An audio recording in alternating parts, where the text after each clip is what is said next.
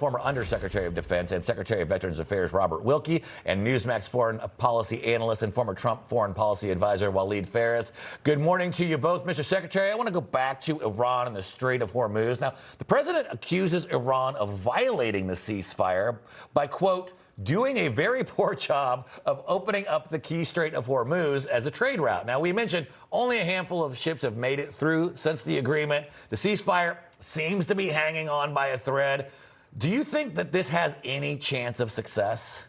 I don't think so with the dead enders in Iran. Look, what's happening in the Straits of Hormuz threatens the foundational principle of American foreign policy that goes all the way back to Thomas Jefferson. I mean, we emerged on the global stage when Jefferson said he would not tolerate, at that time, the Islamic factions in Algiers from blocking the free passage of American ships into the Mediterranean. This is intolerable, not only for the region, but for the world, because what it does, if the Iranians continue this and they're not stopped, this gives the green light to China in the South China Sea to do what they want when it comes to interfering with global commerce. I don't expect much to come out of these negotiations, and it will be a failure if the straits are under the control of the Iranians. Walid, another thing that the president is warning Iran to stop doing is charging tolls on ships that are moving through the strait. He says they better stop now. What do you make of this? And talk about how detrimental it is for Iran to be charging ships like that. Well, the secretary is right.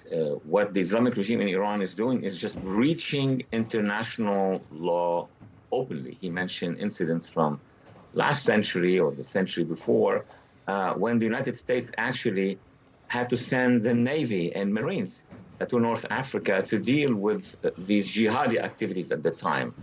I have not seen till now any indication from the narrative of that regime. Usually, first thing to change, like in the case of the Soviet Union, Gorbachev, things start to change. Nothing.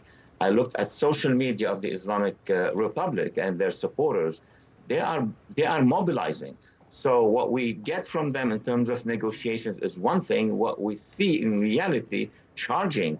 I mean, this is international water. They cannot be charging, and he's right as well. We're going to see this in many other places in Latin America and mostly in South Asia and the China Sea. So, Mr. Secretary, so as we all know, the discussions aimed at reaching a long-term agreement to resolve the war start this weekend in Islamabad.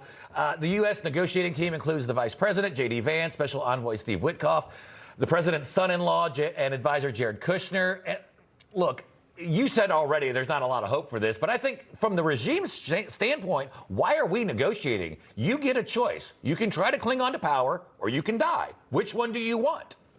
Well, that's right. And look, what the Iranian practices, and Walid is the great expert on this. The Iranian practice is to drag things out as long as it can be dragged out.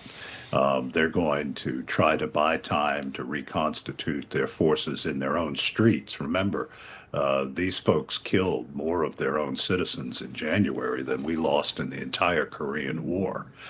So that's what is going on. And as long as the regime can rebuild its instruments of terror, then I don't think that this has any prospect of coming to an acceptable end. I think the only acceptable end is to take control of those straits and do as much damage as we can to the regime's ability to terrorize its citizens and its neighbors.